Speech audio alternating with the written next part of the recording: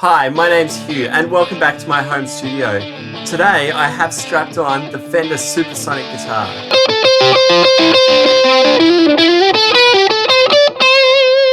Last year I got to play this guitar, but it was the Squier make, and it's really lovely to have the Fender version in my hand right now. There's some things that I noticed straight away that really stand out about this instrument. It's got a lovely bit of dark rosewood on the fretboard, like it really is dense. And it really is quite shiny.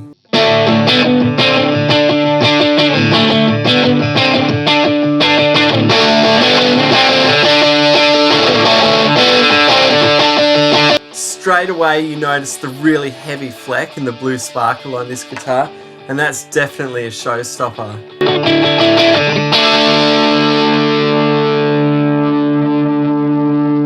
This guitar felt really comfortable as soon as I put it on my shoulder. It's got this interesting strap button which is on the back of the neck plate, so it's got a nice position.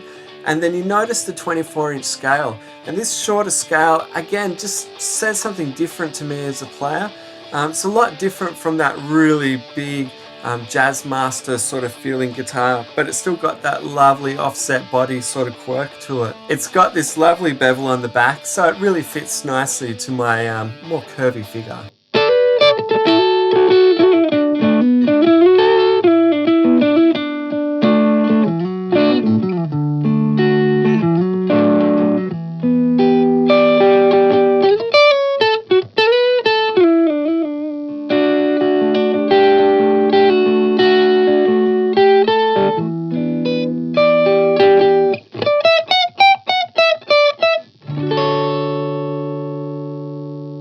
One thing that actually makes sense to me is this reverse bridge pickup, and that's because you get a brighter tone the closer you are to the bridge when you're picking. So for me, on that bridge pickup, it just seems to be more balanced, where you've got a mellower high E and a slightly brighter low E, and you just get this lovely big balanced chord.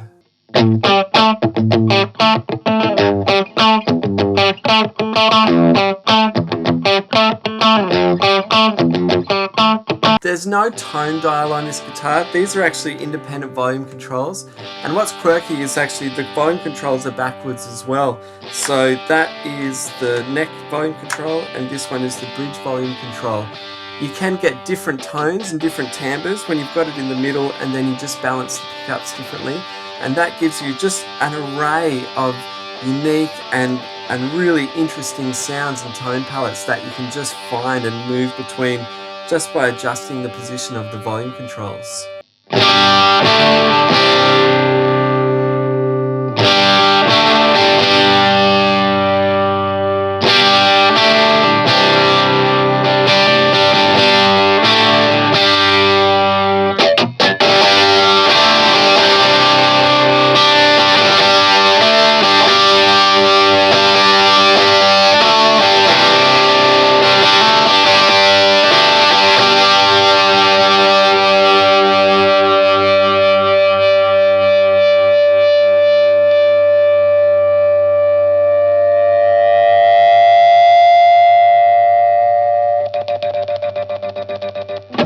I do love this classic reverse 70s headstock. It's got that real Hendrixy vibe, just that element of psychedelia and mod. There's a bit of nostalgia to it.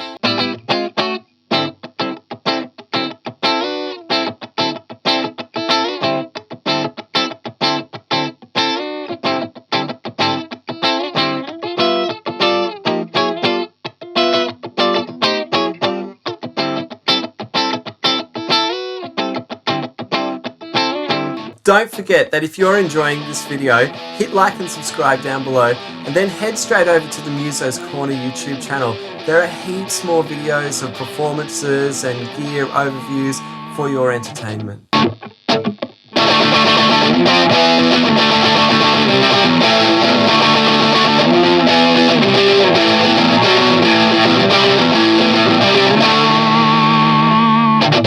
I mentioned earlier about the rosewood on the fretboard of this guitar, and it really is a lovely dense piece of wood, something you'd expect from, an expensive instrument. The dotted clay inlays on the side of the neck are a really subtle and really understated feature of this guitar also.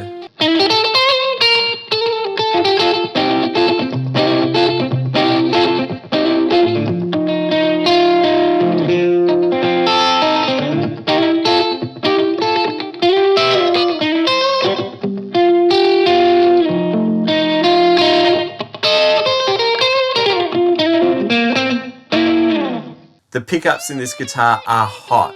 When plugged directly into this hand-wired Marshall, you get this lovely breakup, this awesome, just strum a big G chord and let it ring and let it distort and saturate and let all the harmonics just bump into each other.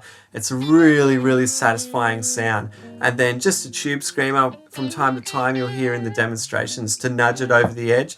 And I just think this guitar has heaps of voices. If I was going to a studio and I needed a more aggressive guitar, something up front, I would definitely put this in the quiver for that.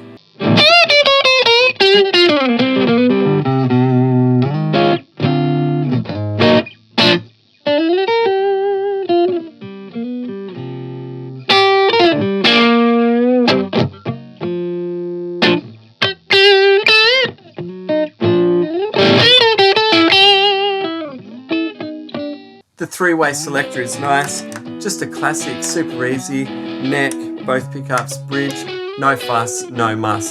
And then you can really start to customize your tones with the independent volume dials for each pickup.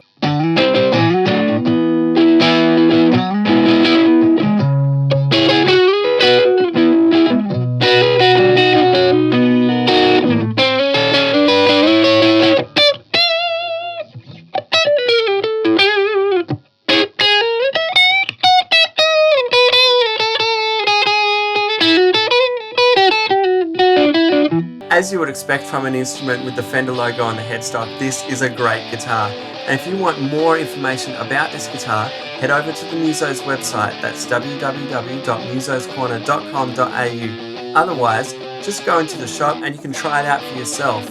Bye for now, and like always, happy music making.